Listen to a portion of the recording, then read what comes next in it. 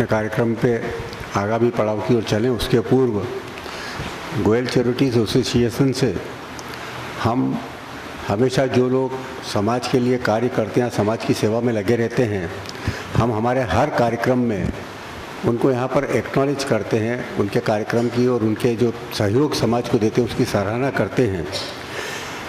इसी कड़ी में हमारे बीच में कई ऐसे शख्स महानुभाव उपस्थित हैं जिनने समाज के लिए अपना अमूल्य समय दिया है। मैं चारुशीला से निवेदन करूंगा कि हमारे बीच उपस्थित श्री सुरेश पटेल, जिनने कबीर के कार्यक्रम कई आयोजित करे हैं और एक जहां हम और गोयल साहब गए भी थे, एक बहुत जो निम्न स्तरीय जीवन जीते हैं उनके लिए अपने बहुत सारा कार्य किया है। तो मैं चारुशीला से निवेदन करूंगा कि वो श्री पटेल इनके इस कार्यक्रम को, इनके जो गतिविधियां हैं, इनको एक्नॉलेज इस मंच से करें।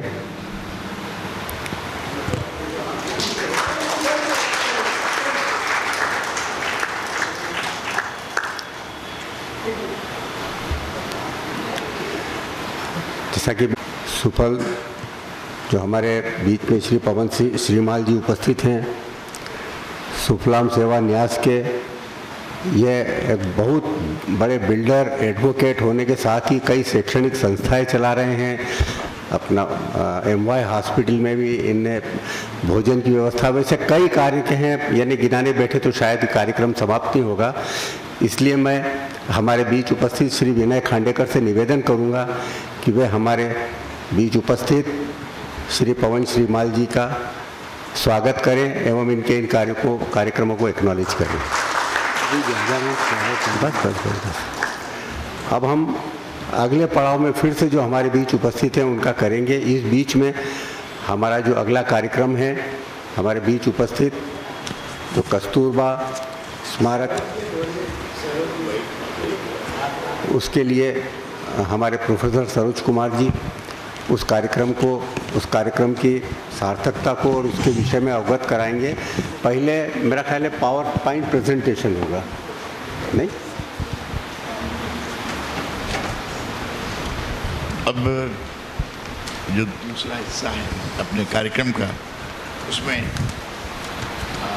आदरणीय करुणाकर जी त्रिवेदी जो कस्तूरबा गांधी राष्ट्रीय स्मारक ट्रस्ट के अध्यक्ष हैं, वो अपनी गतिविधियों का एक प्रेजेंटेशन देंगे।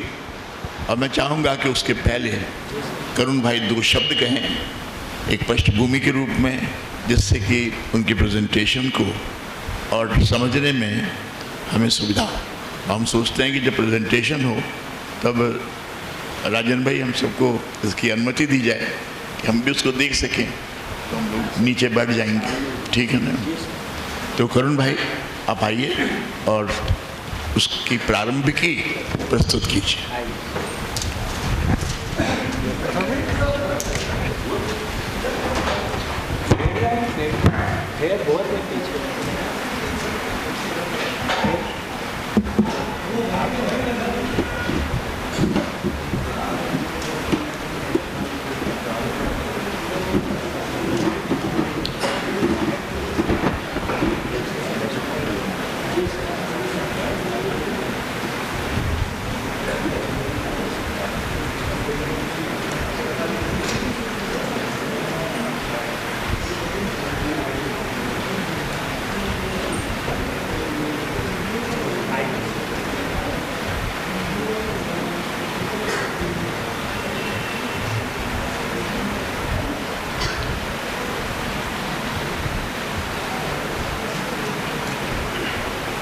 नमस्कार। आज की सभा की अध्यक्षता कर रहे हमारे, अगर 1-2 साल पहले की उम्र होती तो बाल्यावस्था बोलता, लेकिन मेरी तरुणाई के मित्र डॉक्टर सरोज कुमार जी, राजेंद्र जी, शुक्ल जी जो हमारे साथ बैठे थे, अनिल भाई, इस सभागृह में उपस्थित समस्त महानुभाव और कस्तूरबा गांधी राष्ट्रीय स्मारक ट्रस्ट के साथ के मेरे साथी, मैं चाहता ही था कि मैं इस प्रेजेंटेशन की भूमिका के रूप में कुछ कहूँ। बीच में 3-1 साल पहले यात्रा करने का मौका मिला बम्बई से इंदौर, और मेरे बगल में जो सज्जन बैठे थे उन्होंने मुझसे पूछा कि आप क्या करते हैं। मैंने कहा वैसे तो मैं डॉक्टर हूँ, लेकिन अभी ये कस्तूरबा ग्राम में भी कुछ काम कर रहा हूँ। तो वो शासन के उच्च पदस्थ अधिकारी थे इंदौर जिले के, और उन्होंने कहा कि कस्तूरबा ग्राम क्या है। तो फिर मैंने उनको बताया, और फिर मुझे लगा कि ये एक कमजोरी है जो पिछले 20-22 सालों में हमारे जीवन में, कस्तूरबा ग्राम के जीवन में आई है। उसके पहले ये प्रश्न नहीं था, और इसलिए किसी तरह से इसको दूर करने के प्रयास करनी चाहिए। लेकिन चिकित्सक होने के नाते अपना विज्ञापन करना उचित नहीं माना जाता है, और संस्था हमेशा उस उत्साह से विज्ञापन करने के बारे में सोचती नहीं थी। इसलिए राजेंद्र जी ने बहुत कृपापूर्वक यह अवसर मुझे दिया कि मैं वास्तव में इस संस्था के बारे में कुछ बता सकूं। दूसरी बात ये भी है कि कस्तूरबा ग्राम की स्थापना, कस्तूरबा ग्राम जो है वो कस्तूरबा गांधी राष्ट्रीय स्मारक ट्रस्ट का केंद्रीय कार्यालय है और एक ग्राम है, और उसके बारे में भूमिका हमको पता चलेगी, 2 मिनट में बताऊंगा। तो कस्तूरबा ग्राम के बारे में ये जानकारी महत्वपूर्ण है कि 1950 में 2 अक्टूबर 1950 को इसकी स्थापना या इसका लोकार्पण सरदार वल्लभ भाई पटेल ने, जो उस वक़्त भारत सरकार के गृह मंत्री भी थे और कस्तूरबा गांधी राष्ट्रीय स्मारक ट्रस्ट के अध्यक्ष भी थे, उन्होंने इंदौर में किया था। तो अगर गणना की जाए तो 2 साल बाद 1925 में कस्तूरबा ग्राम का अमृत महोत्सव मनाने का अवसर आ जाएगा। हम लोगों ने हमारी ट्रस्ट की बैठकों में ये तय किया था कि एक तरह की रिवाइवल कस्तूरबा ग्राम का इंदौर के सार्वजनिक जीवन में भी और राष्ट्र के जीवन में जो परिवर्तन लाने के लिए जिस उद्देश्य को लेकर के संस्था की स्थापना हुई थी, उसके बारे में हमको प्रयास शुरू करने चाहिए। तो उसमें एक आयोजन ये भी करना था कि किसी तरह से इंदौर वासियों को बुला करके हम बताएं कि ये अवसर आने वाला है और इसमें हम सबकी कुछ न कुछ जिम्मेदारी बनती है। मैं फिर से राजेंद्र जी का बहुत कृतज्ञ हूँ कि बिना हमारी तरफ से कोई इनिशिएटिव लिए वैसी एक चर्चा करने का मौका या आज यहाँ हिंदी साहित्य समिति में इन्होंने मुझे दिया। तो जैसा नाम से स्पष्ट है, ये कस्तूरबा की स्मारक के रूप में स्थापित एक ट्रस्ट है और इसकी स्थापना 1944 में हुई थी। मैं थोड़ा संकोच के साथ में ये इतिहास भी बताना चाहता हूँ कि कस्तूरबा महात्मा गांधी की सहधर्मिणी थी और उनके साथ में जेल में थी 1942 में। पुणे के आगा खां पैलेस में उनको रखा गया था। वहीं उनका स्वास्थ्य खराब हुआ, उनका देहावसान हुआ और उसके पहले भारत में और उसके पहले दक्षिण अफ्रीका में गांधी जी के साथ में मिलकर के मनुष्य के अधिकारों के लिए, भारतीयों के अधिकारों के लिए, ग्रामीण लोगों के अधिकारों के अलावा उनकी स्थिति सुधारने के लिए पहली बार कस्तूरबा, जब भारत में पहला जो आंदोलन हुआ वो चंपारण का आंदोलन था और कस्तूरबा चंपारण पहुंची तो गांधी जी ने तो नील के मुद्दे को सुलझाया, लेकिन कस्तूरबा ने देखा कि गरीबी की स्थिति और महिलाओं की स्थिति बिहार में उस वक़्त भयंकर थी।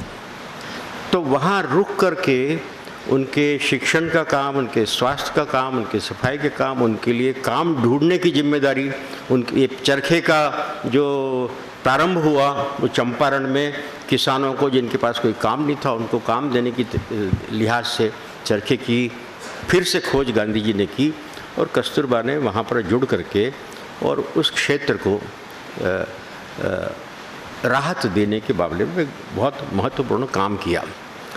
तो इसलिए कस्तूरबा तब तक एक तरफ गांधी जी अपने विभिन्न राष्ट्रीय और महत्वपूर्ण कामों में रहते थे, लेकिन हर सामान्य कार्यकर्ता के लिए वो बात थी माँ। कस्तूरबा बा गुजराती में माँ को बोलते हैं, तो माँ के रूप में रही। उन लोगों की माँ के रूप में रही जिनके लिए उन्होंने काम किया, उन लोगों की माँ के रूप में भी रही जिनके साथ उन्होंने काम किया, और इसलिए बा का शब्द, बा का नाम उनके साथ भी जुड़ गया। तो 1942 में 22 फरवरी 1944 को उनका देहावसान हुआ। उसका जो बैकग्राउंड है वो ये है कि 8 अगस्त को भारत छोड़ो आंदोलन की घोषणा दिल्ली में ग्वालियर टैंक में गांधी जी ने की। फौरन उनको और सारे नेताओं को देश भर में गिरफ्तार कर लिया गया। ये तय हुआ कि एक और मीटिंग बम्बई में होगी जिसको जो भी बचेगा इन लोगों में से वो संबोधित करेगा, और उसके बाद में आंदोलन सारे देश में फैल जाएगा।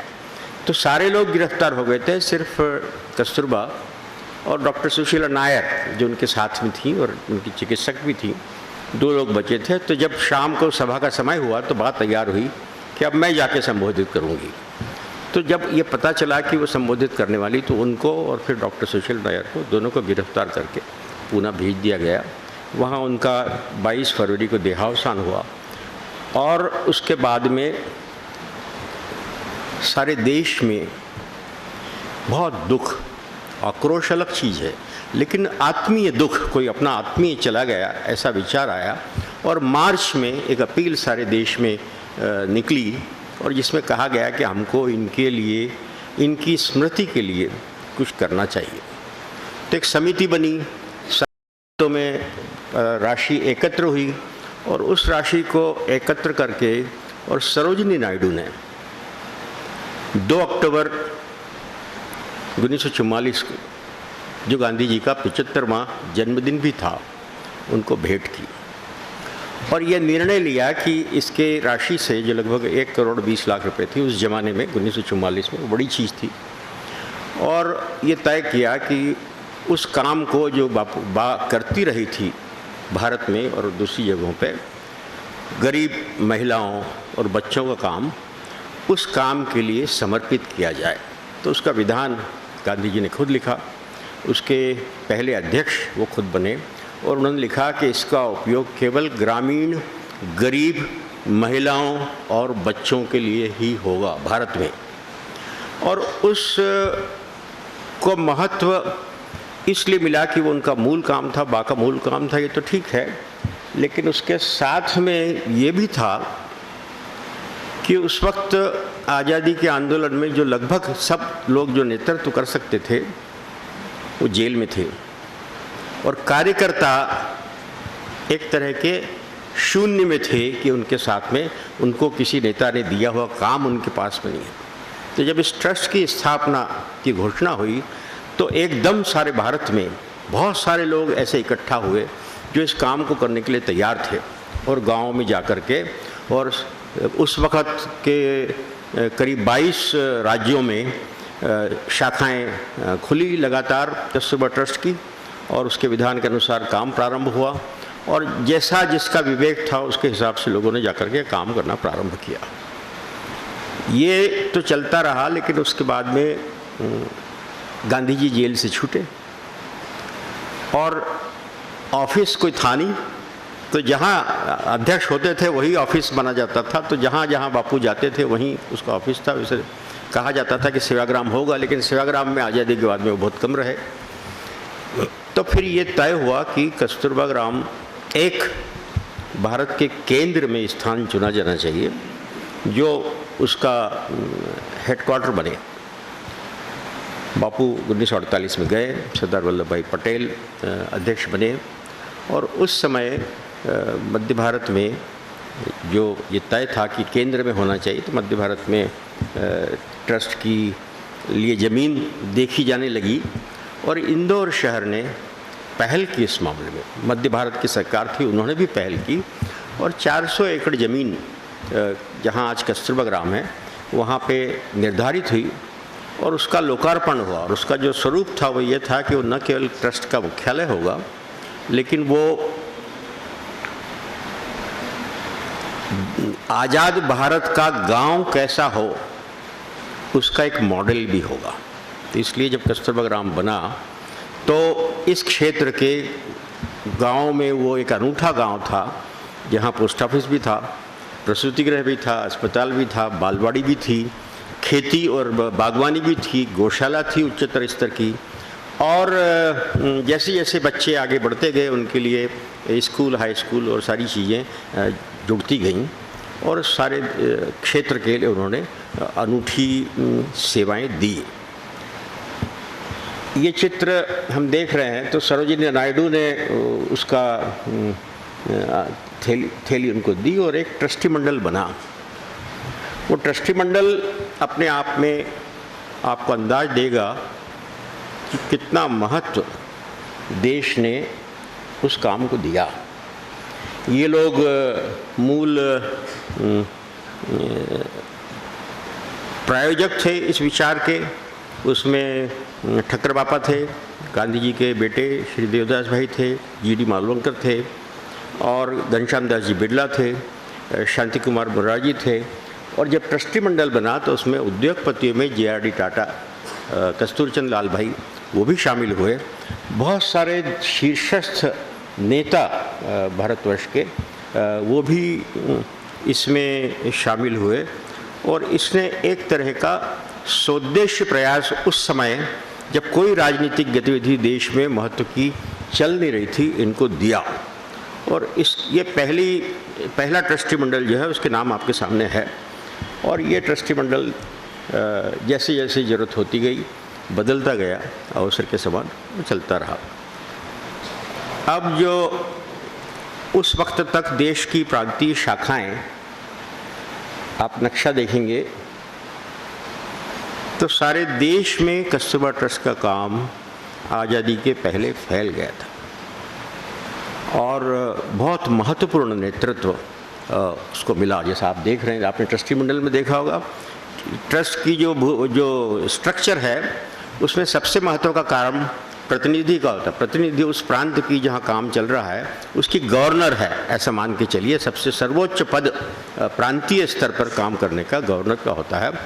और उस समय हमारे प्रतिनिधियों में बहुत सार्वजनिक जीवन के बड़े बड़े शीर्षस्थ, रामेश्वरी नेहरू थी, दुर्गाबाई देशमुख आपने नाम सुना होगा, हमारे पहले जो वित्त मंत्री थे सी.डी. देशमुख, उनकी पत्नी और विधायिका थी, सांसद थी।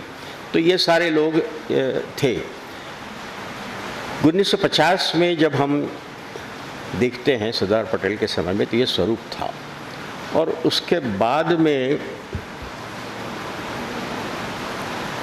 जब इंदौर का निर्णय हुआ तो सरदार पटेल, ये चित्र बताता है कि सरदार पटेल इंदौर आए और उन्होंने कस्तूरबा ग्राम का लोकार्पण किया। अब इसको यहाँ पर थोड़ा रुकूंगा 1 मिनट। हम लोग तब 8वीं में पढ़ते थे, पैदल दियावानी तिलक जैन हाई स्कूल से चल के तो कस्तूरबा ग्राम पहुँचे और उस पहाड़ी पर कस्तूरबा ग्राम की एक बहुत बड़ी आम सभा हुई जहाँ सरदार पटेल ने संबोधन किया, भूमि पूजा की और लोकार्पण किया। ये 7 मिनट की फिल्म है जो उस वक़्त की हमको मिली हमारे पर। मैंने राजेंद्र जी से पूछा था कि क्या मैं इसको बता सकता हूँ, तो ये अपने आप में एक ऐतिहासिक दस्तावेज है उस समय का, उस समय के इंदौर का, उस समय के कस्तूरबा ग्राम का और उस समय के माहौल का। इसको आप देखेंगे, उसका पहला हिस्सा बहुत स्पष्ट नहीं है लेकिन 1 आध मिनट के बाद में वो स्पष्ट हो जाता है। मौन है वो, इसलिए हम बीच बीच में मैं कुछ बोलूँगा।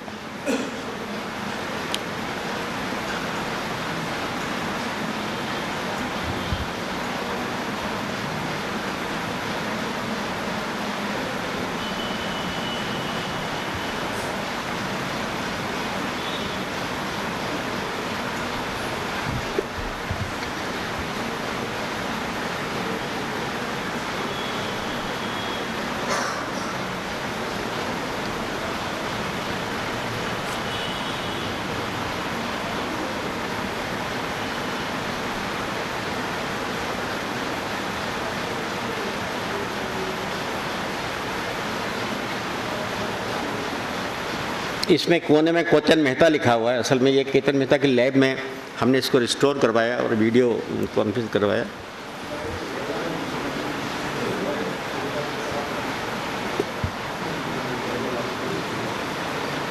यहाँ से आप देखना शुरू करेंगे, सरदार पटेल आते हैं और उस समय मध्य भारत के राज प्रमुख महाराजा सिंधिया और मुख्यमंत्री श्री गोपी कृष्ण विजयवर्गीय ने उनका स्वागत किया।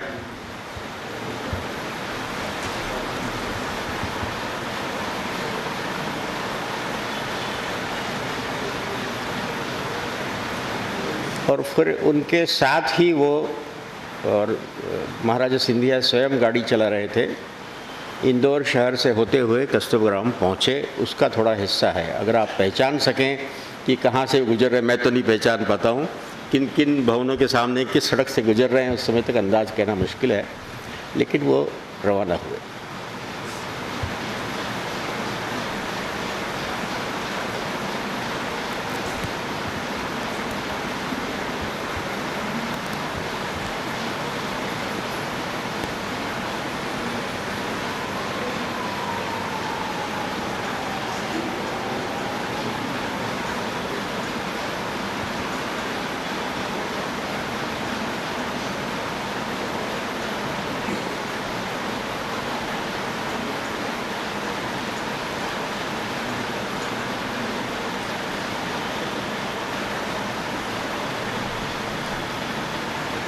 इसके बाद का हिस्सा भूमि पूजन का हिस्सा है, ऐसा मैं समझता हूँ।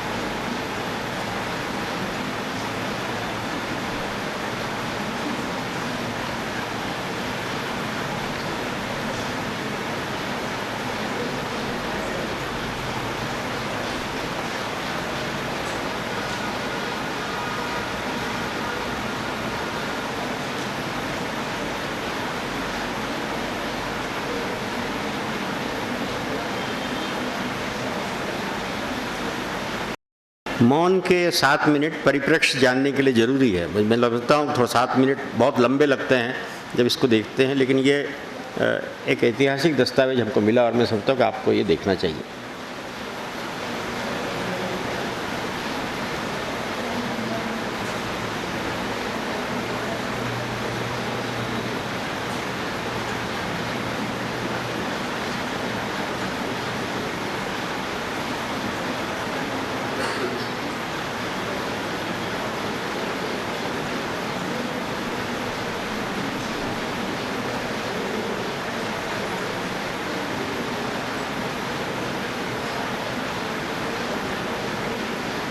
जो भूमि पूजन हुआ वो जहाँ कस्तूरबा ग्राम है वहीं पे हमारे ऑफिस के पीछे हुआ, लेकिन जो उद्घाटन समारोह हुआ है जिसमें सारा जन समूह उपस्थित था, वो कस्तूरबा ग्राम की पहाड़ी जो भूरी टेकरी कहलाती है उस पहाड़ी पर हुआ। उनके स्वागत के लिए एक मंच बनाया गया था, कच्चा मंच था वो मंच आज भी किसी न किसी तरह से है वहाँ पे।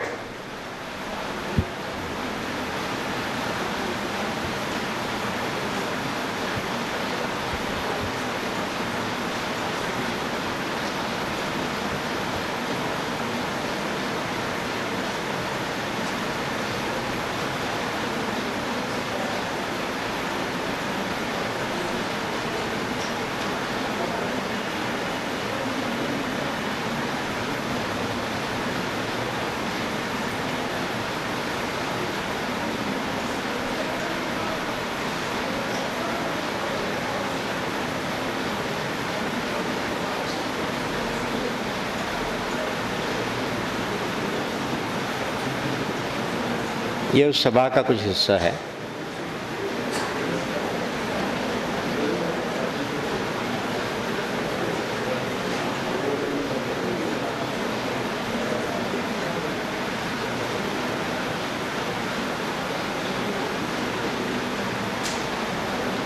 अगर आप सोचें कि उस वक़्त इंदौर की आबादी 2 लाख थी, तो उस दृष्टि से बहुत बड़ा हिस्सा इंदौर का उस पहाड़ी पे चल के पहुंचा था। बसें नहीं हुआ करती थी, टांगे या साइकिल तरीका होते थे।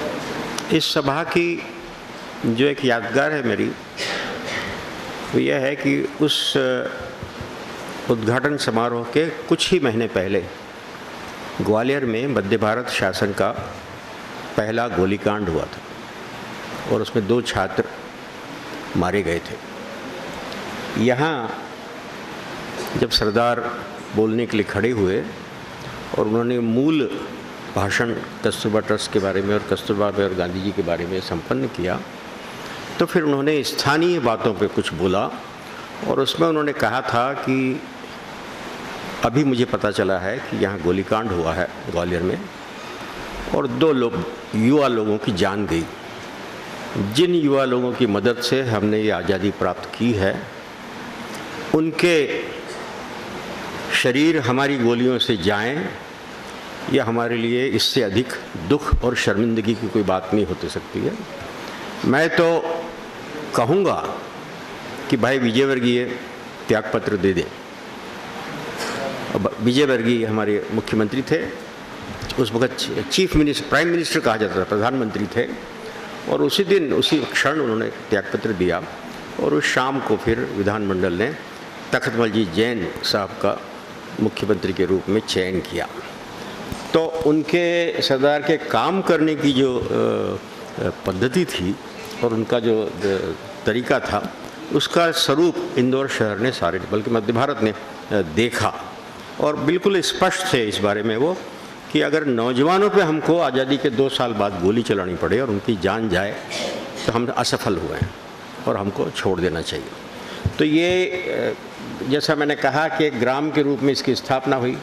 ये प्रधान कार्यालय है हमारा कस्तूरबा ग्राम का और यहाँ से सारे देश में जो काम चलता है विभिन्न शाखाओं में, आज हमारी 22 राज्यों में 400 से अधिक शाखाएं हैं, उनका पत्र व्यवहार, उनके बजट की प्लानिंग, उनकी और जो मुद्दे होते हैं, ज़मीन के मुद्दे, ट्रस्ट से रिलेटेड जो मुद्दे होते हैं, उन सब का संचालन और संवाद यहाँ बैठ कर के हम लोग करते हैं।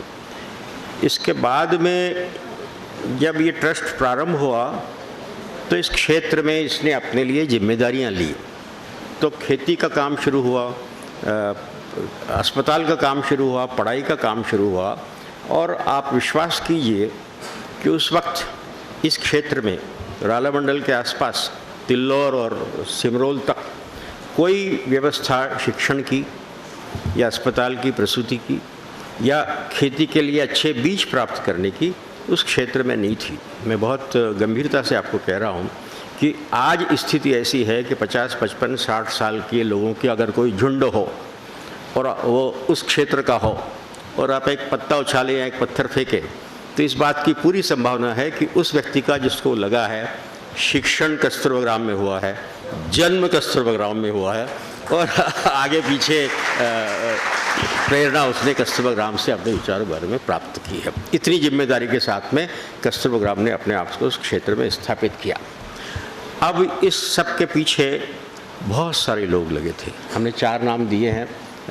श्यामलाल जी वो मूल आत्मा थे कस्तूरबा ग्राम को किस तरह से एक ट्रस्ट के रूप में, एक कानूनी रूप से स्थापित ट्रस्ट के रूप में, एक व्यवहारिक रूप से रचनात्मक काम कर रहे ट्रस्ट के रूप में कैसे उसका स्वरूप दिया जाए, कैसे उसकी रहन सहन हो, कैसी संस्कृति हो, वो सब निर्धारित करने का काम उनके पास था। उनके साथी थे माणकचंद भाई कटारिया। खेती के मामले में बनवारीलाल जी चौधरी और गोविंदन कुट्टी मेनन का नाम मैंने लिया। शिक्षा और स्वास्थ्य के बारे में भी ऐसे ही नाम है जिनके बारे में हम बहुत दृढ़ता से कह रहे हैं।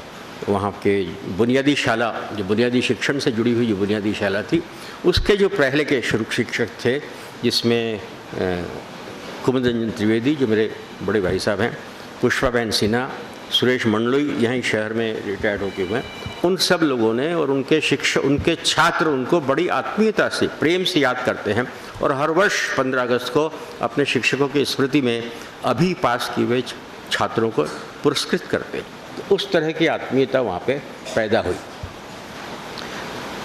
इसके बाद में काम शुरू हुए, कस्तूरबा ग्राम के काम शुरू हुए, सारे देश में काम हुए और बहुत महत्व के काम कस्तूरबा ट्रस्ट की सेविकाओं ने देश भर में दी है। आप देखेंगे इसमें सूची दी हुई है।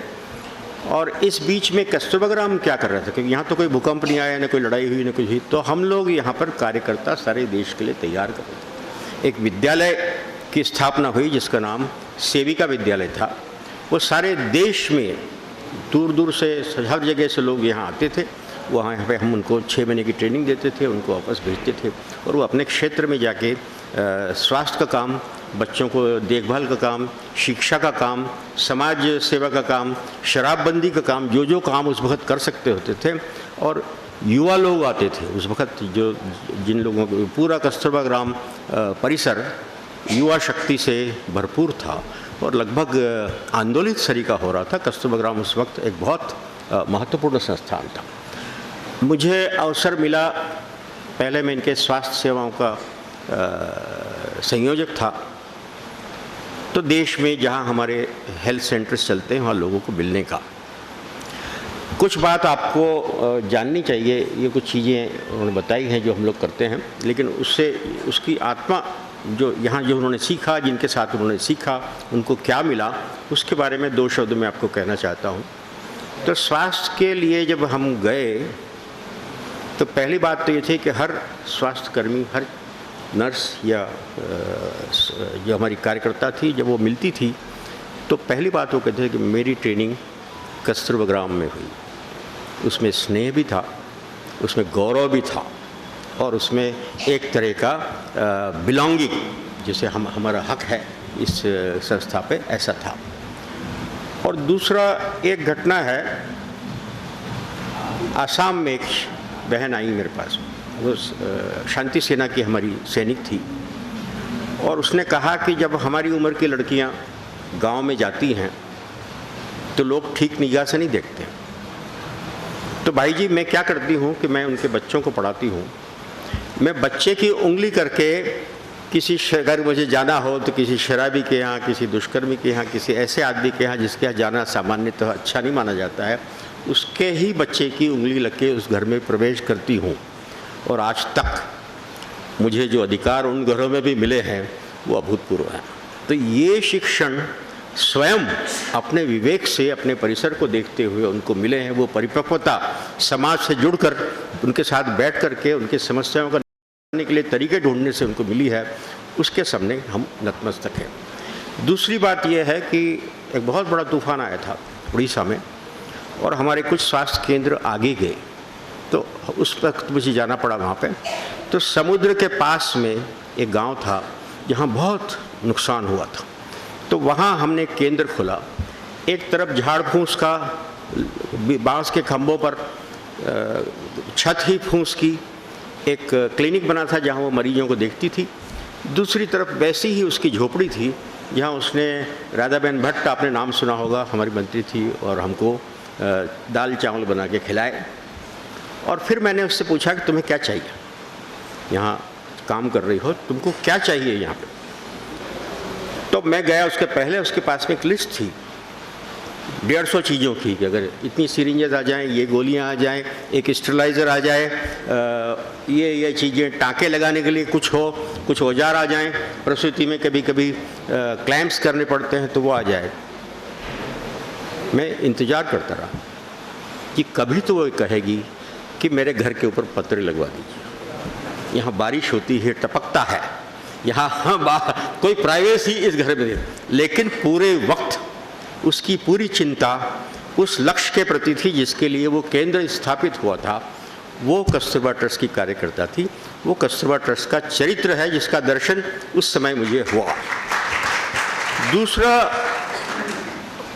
इसी तरह की बात है, ये जो प्रतिबद्धता है, उड़ीसा में एक बहुत अच्छा सेंटर है हमारा। गांधी जी वहाँ गए थे, उनकी मूर्ति है, एक स्कूल चलता था, बड़ा अस्पताल था, और पास में रेलवे क्रॉसिंग के उस तरफ एक गांव बढ़ रहा था, वो बढ़ चुका था। जब मैं गया तो वो बढ़ चुका था, और तब उसने कहा, मैंने उनसे पूछा कि यहाँ क्या है, तो उन्होंने भाई जी मुझे यहाँ से ट्रांसफ़र कर दिया। मैंने क्यों ट्रांसफ़र कर दिया, इतने तुमने गांव में काम किया है, अब शहर तुम्हारे पास आया है, तो तुम गांव से क्यों वापस शहर में दूर की क्यों जाना चाहती? उसने कहा देखिए, वो गर्भवती होती है तब से मेरे पास जांच करवाती है, 9 महीने में उसके ब्लड प्रेशर देखती हूँ, उसका हीमोग्लोबिन देखती हूँ, उसकी यूरिन की जांच करती हूँ। अब वो गांव कस्बा बन गया है और वहाँ पे एक नर्सिंग होम आ गया है जिसमें MS गायनेकोलॉजी एक डॉक्टर है, तो डिलीवरी वो सब वहाँ करवाते हैं, जो सारी रेलवे लाइन के इस तरफ होती थी। अब मेरे पास काम कुछ नहीं रहा है, तो मुझे ऐसी जगह भेज दीजिए जहाँ मेरी सेवाएं सार्थक हों। सार्थकता का एक इंटरप्रिटेशन, एक आभास आपको इस तरह से होता है कि जिस काम के लिए मैं बनी हूँ, जिस काम के लिए मुझे ट्रेनिंग मिली है, जिस काम के लिए मैं यहाँ भेजी गई हूँ, वो मैं कर नहीं पा रही हूँ, तो इसलिए आप मुझे भेज दिए। ये भी कस्तूरबा ट्रस्ट का चरित्र है जिसको हमको समझना चाहिए। तो ये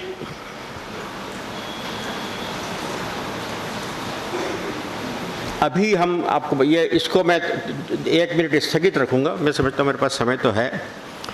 तो दूसरी बात मैं जो बनाना चाहता हूँ कि जब ऐसी एटीट्यूड होती है तो वह सहज नहीं हो पाती। हमारी अध्यक्षा थी डॉक्टर सुशीला नायर, भारत सरकार की स्वास्थ्य मंत्री रही थी, सांसद थी, कस्तूरबा हेल्थ सोसाइटी सेवाग्राम में है उसकी चेयरमैन थी, और अंतर्राष्ट्रीय स्तर की प्रिवेंटिव एंड सोशल वेलबींग की चिकित्सक थी। हम लोग गांव में कैंप्स करते थे, ये यहाँ की बात नहीं, सेवाग्राम में जहाँ मैं काम करता था वहाँ काम करते थे। वो हमारी संस्था की भी अध्यक्ष थी, कस्तूरबा ट्रस्ट की अध्यक्ष थी। और गांव में जब हम लोग कैंप करते थे तो सब गांव तो एक तरीके नहीं होते थे, मरीजों को देखना होता था, उनका इलाज करना होता था, पूरी टीम जाती थी। तो एक बार उनका मैं भी चलूँगी कि चलिए। तो उस गांव में हमारी ये 10-12 लोगों की टीम को ठहराने के लिए एक बाड़ा था, जैसा होता है, एक तरफ अनाज रखते हैं, एक तरफ कुछ ओटला सा बना रहता है, उस पर लोग सोते हैं, आते आते मेहमान रहते हैं, और एक बड़ा कमरा था, कोई पलंग वगैरह इस किस्म की व्यवस्था नहीं थी। और जहाँ जो व्यवस्था कर रहे थे उन्होंने एक बड़ी दरी उस बाड़े में बिछा दी, और एक बड़ी दरी उन्होंने मेहमानों के लिए अंदर उस कमरे में बिछा दी। और आप विश्वास कीजिए कि 2 दिन 2 रात डॉक्टर सुशीला नायर उसी जहाँ हम बाड़े में सो रहे थे, उसी के पास के बगल के उस कमरे में अपने स्तर के बावजूद हम लोगों के साथ में समानता बिताते हुए वहाँ रहीं, सोई, उसका इस्तेमाल किया। उससे जो आत्मीयता होती है, उससे जो दुराव आपसी रिश्तों में कम होता है, वो अपने आप में एक अद्भुत चीज़ है। एक और संस्करण, फिर मैं संस्करण सुनना बंद कर दूंगा, 2-3 थोड़ा सा काम बचा है, कस्तूरबा को खत्म होगा। एक और संस्करण है, वो ये है कि गांधी जी ने सेनानी तैयार की, परिवार तैयार किया। कस्तूरबा ट्रस्ट उस पारिवारिकता का एक हिस्सा है, एक परिवार है। इसी तरह से हम जब बात करते हैं आपस में तो हम कहते हैं कि वो गांधी परिवार के एक सदस्य हैं। और गांधी परिवार के सदस्य होने का मतलब क्या होता है, उसका मैं आपको थोड़ा सा उल्लेख करना चाहता हूँ। हमारी ट्रस्टी हैं थी अन्नपूर्णा महाराणा, उड़ीसा के मुख्यमंत्री थे नवकृष्ण चौधरी, उनकी बहन। वो बहुत बड़े परिवार से थी, लेकिन गांधी जी की अनन्य भक्त थी, सेवाग्राम में रही थी, और उसी वक्त हमारे माता पिता भी वहाँ थे। और मैं स्वास्थ्य केंद्रों को देखने के लिए जब उड़ीसा गया हमारे केंद्र में, तो वो वहाँ आई, भोजन की व्यवस्था हुई, और फिर मुझे कहा गया कि इस कमरे में आपका थोड़ा आराम करेंगे, तो आपका बिस्तर लगाया है, सो जाइए। तो मैं सोया और कुछ आवाज़ आई, कुछ खटका। तो मैंने आँख खोली तो अन्नपूर्णा जी एक लोटे में पानी, उसके ऊपर ढक्कन और उसके ऊपर गिलास रख के जा रही थी। गिलास थोड़ा खसका तो उसके आवाज़ आई पीतल के गिलास की, उससे मेरी नींद खुली। तो मैं बहुत संकोच में पड़ गया। मैं बहुत छोटा था उस वक्त, तो आज से भी 20 साल छोटा था। और फिर मैंने उनको कहा कि आपने क्यों किया सर? तो उन्होंने कहा कि देखो, हम लोग गांधी परिवार के लोग हैं। मेरा जन्म सेवाग्राम का है, जब मेरे पिताजी आश्रम में काम करते थे। तो उन्होंने कहा, जब तुम्हारा जन्म हुआ था तो मैंने तुम्हारी देखभाल में तुम्हारी माँ की मदद की थी, वो मेरी मित्र थी। ये आत्मीयता एक संस्था को चलाते हुए उसके अधिष्ठाताओं और सबऑर्डिनेट्स और कार्यकर्ताओं में हमेशा से हमारे बीच में रही है। ये कस्तूरबा ट्रस्ट की शक्ति है। और ये कस्तूरबा ट्रस्ट को, और सारे ट्रस्ट का जो भी हुआ हो, लेकिन ये आत्मीयता, ये प्रामाणिकता, ये व्यवहार के प्रति शुद्धि हमको थोड़ा आगे बढ़ाती है। ये मैं आपको बताना चाहता हूँ। इसलिए और चीज़ें हम आपको बताएंगे आगे। तो अभी हमने ये तय किया था कि हम सारे देश में स्वास्थ्य महिला का काम करेंगे। तो वो काम शिक्षण के थ्रू हुआ, स्वास्थ्य सेवा के माध्यम से हुआ, स्वास्थ्य सेवा की ट्रेनिंग के माध्यम से हुआ, समाज की जो विकृतियाँ हैं उनको दूर करने के आंदोलन के माध्यम से हुआ, शांति सेना के रूप में जहाँ जहाँ परेशानियाँ होती वहाँ पे उसके काम से हुआ। और सारे देश में चाहे वो बोडो आतंकवादियों का आसाम में काम हुआ हो, उसमें हमारे लोगों ने काम किया। इंदौर के दंगों के दौरान में 87 में जब दंगे हुए थे, तब हमारे कार्यकर्ता मोहल्लों में जाकर के काम करते थे। तो ये सूची है उसकी। सूची इसलिए है कि अंदाज हो कि हम किस किस तरह के काम से अपना मुंह नहीं चुराते हैं। ये जो काम तत्काल लोगों को लगता है कि इसमें थोड़ा करने में खतरा है, वहाँ पे भी हमारे लोग गए हैं। अभी कश्मीर में बाढ़ आई थी तो हमारी पूरी टीम गई थी। जहाँ जहाँ भी कोई समस्या होती है, अगर हम कर सकते हैं तो हम करने की कोशिश करते हैं। अब जो बात है वो ये है कि हम यहाँ पे एक शिक्षा का माध्यम है। बालवाड़ी से लेकर के बुनियादी मिडिल स्कूल है, और फिर हाई स्कूल है, और फिर कॉलेज है। और उस कॉलेज में हमने कुछ विषय बढ़ाए हैं। ये जो कॉलेज है इसका नाम है Kasturba rural institute. Rural institute Bharat शासन की एक योजना थी जिसमें सारे देश में गांव के लोगों के लिए, लड़के और लड़कियों के लिए कॉलेजेस खोले गए थे। 16 कॉलेजेस सारे देश में खोले गए थे। उनमें से एक कॉलेज कस्तूरबा को चुना गया, और वो मुख्यतः महिलाओं के लिए, पूर्णतः महिलाओं के लिए खोले जाने वाला भारत सरकार का एकमात्र रूरल इंस्टीट्यूट हमारे यहाँ पे है। और वो एक कॉलेज के रूप में काम कर रहा है। काफ़ी पुरुषार्थ के काम हुए। धीरे धीरे जो मैं कहना चाहता, नेक्स्ट प्लीज़। ये आपको सचित्र जो गतिविधियाँ चलती हैं उनके बारे में कॉलेज की बता दीजिए। तो वो है जो सारा काम, जैसे जैसे परिस्थितियाँ बदली हैं, कमज़ोर हुआ है। ये स्वीकार करने में मुझे कोई संकोच नहीं है। और हम लोग गंभीरता से जब बैठते हैं तो सोचते हैं कि क्यों कमज़ोर हुआ है। तो उसका उद्देश्य ये है। मुझे केरल में जवाब मिला, उन्होंने कहा आप आज भी साक्षरता की बात करते हैं। केरल 100% साक्षर है। केरल में साक्षरता करके कस्तूरबा ट्रस्ट क्या कर सकता है? तो हम वहाँ केरल में उससे आगे बढ़े हैं, और अब हमने उसमें स्किल डेवलपमेंट और एंटरप्रेन्योरशिप, स्वयं सहायता समूह बना करके, फाइनेंशियल ग्रुप्स बना करके, एंटरप्रेन्योरशिप से स्किल सीखा करके और वहाँ पे काम शुरू किया है। और वो काम हमारा चल रहा है, अच्छा चल रहा है। तो ऐसा लगता है कि सारे देश में जो काम हमने शुरू, हमारे आज से 20 साल पहले हमारे करीब 15 अस्पताल थे जो बहुत अच्छा काम कर रहे थे। करीब 2.5-3 लाख मरीज सारे देश में कस्तूरबा ट्रस्ट के अस्पतालों में देखे जाते थे। अब 25,000 भी नहीं हो रहे। उसका कारण ये है कि सरकार ने सब जगह अस्पताल खोल दिए हैं, प्राइवेट डॉक्टर सब जगह आ गए हैं। इसलिए हमको ये लगता है कि हमको नए उपक्रम जिनकी ज़रूरत है। हम ये नहीं मानते हैं कि शिक्षा का काम पूरा हो गया तो कस्तूरबा ट्रस्ट रिडंडेंट हो गया है। कस्तूरबा ट्रस्ट का काम महिलाओं को सशक्त करने का काम, उनकी ज़रूरतें पूरे करने का काम, उनके बच्चों के लिए काम करने की जिम्मेदारी, उनके स्वास्थ्य के रक्षण से बहुत सारी चीज़ें जो करने की हैं वो करने की जिम्मेदारी अभी ख़त्म नहीं हुई है। ये काम करने जैसा है, किया जाना चाहिए और इसको बचा कर रखना हम ट्रस्टी मंडल की और उस समाज की जिसके लिए काम कर रहा है